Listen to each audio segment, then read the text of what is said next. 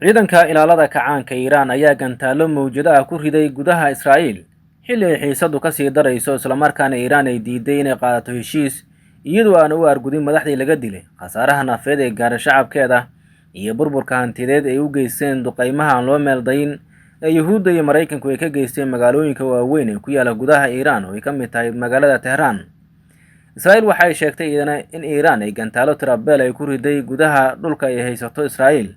isla markaana nidaamkeeda difaaci ku howlan yihiin sidii uga hortagi lahaayeen. Muuqaalo baraha bulshada lagu baahiyay ayaa muujinaya weerarka iyo weerar celiska iyadoo gantaalada badankood ay ku dhaceen bartamaha magaalooyinka waaweyn ee ku yaala Yuhuudda.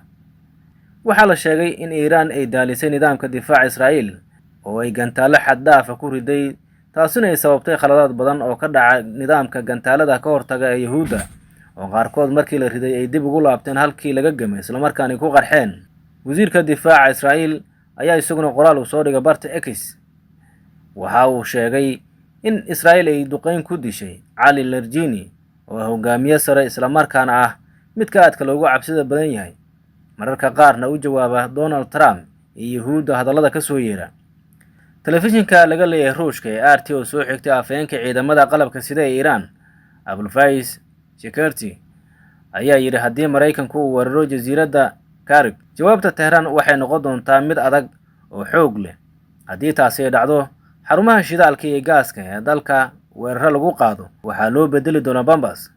Sidoo kale warar ay baahiyeen Reuters iyo warbaahinada kale ayaa sheegaya in hogaamiyaha cusub ee Iiraan Ayatollah Mujtaba Khomeini uu diiday soo jeedimo lagu doonayay in lagu joojiyo dagaalka laguna bilaabo wada hadallo nabadeed